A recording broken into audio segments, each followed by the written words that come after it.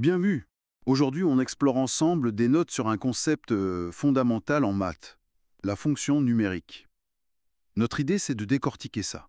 Qu'est-ce que c'est, comment on la représente, et à quoi ça sert finalement.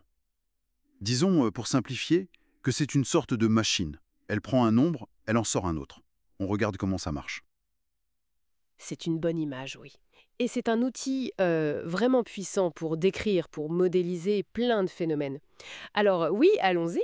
Super. Alors, pour commencer par le début, hein, qu'est-ce que ces notes nous disent sur ce qu'est une fonction numérique?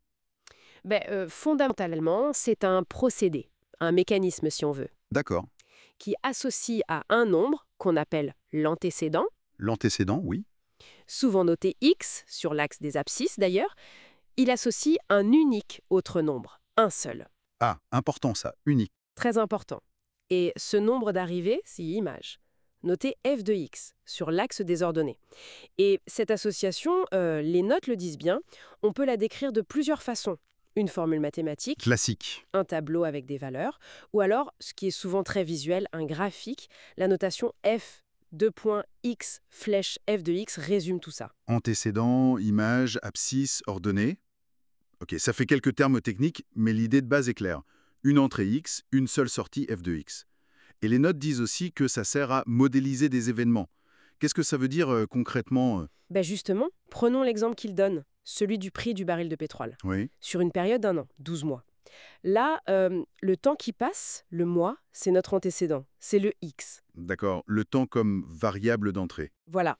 Et le prix du baril à ce mois-là, en dollars, c'est l'image, le f de x. Donc la fonction, elle décrit, elle modélise la relation entre le mois et le prix. Comment le prix change au fil du temps. Je vois. Et l'intervalle de définition, comme ils disent, c'est 1, 12, pour les 12 mois de l'année. Ah oui, là c'est très parlant comme exemple. On voit bien le lien entre les maths et un phénomène réel. Alors, les notes parlent ensuite de fonctions croissantes et décroissantes. Sur notre exemple du pétrole, ça donnerait quoi? C'est assez intuitif en fait. Une fonction est croissante sur un intervalle si l'image, donc le prix, f de x, Et le prix, oui. augmente quand l'antécédent, le mois, x, augmente aussi. Si les mois passent et que le prix monte, c'est croissant. Logique. Et inversement, elle est décroissante si le prix diminue alors que les mois avancent. L'exemple dans les notes, le graphique, il montre bien qu'il y a eu des périodes de hausse, puis de baisse. Ça n'a pas fait que monter ou descendre pendant 12 mois. Ok, donc la fonction permet vraiment de suivre ces variations. Et il y a des points particuliers, non? Ces histoires de maximum et minimum? Exactement, ce sont des points clés.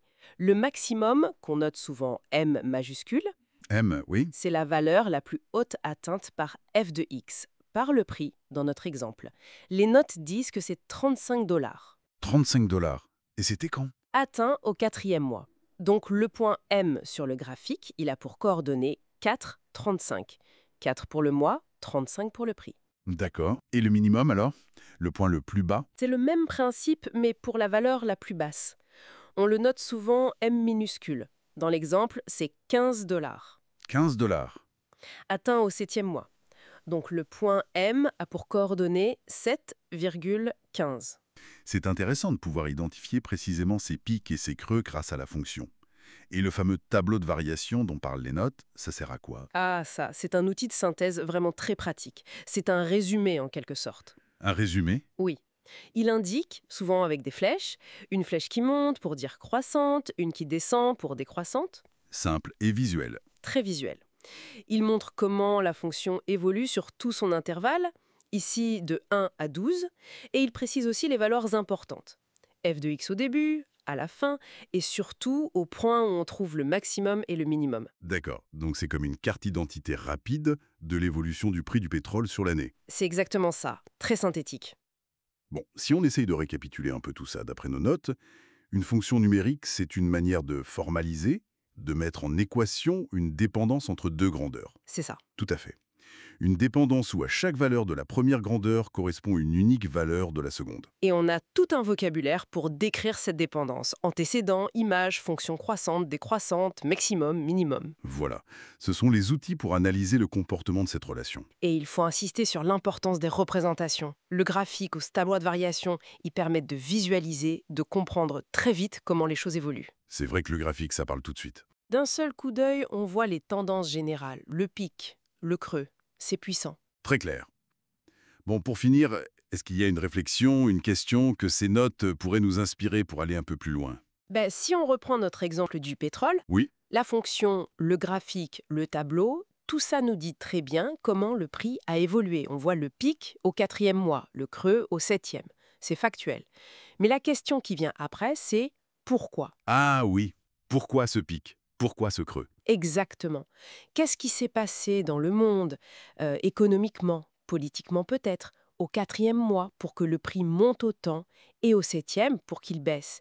La fonction décrit le phénomène, elle le quantifie, mais pour comprendre les causes profondes, Il faut chercher ailleurs. voilà, il faut souvent aller au-delà du modèle mathématique lui-même, chercher des informations contextuelles. La fonction est un outil de description, pas toujours d'explication des causes premières. C'est une excellente distinction. Ça ouvre la perspective. Merci beaucoup. Avec plaisir.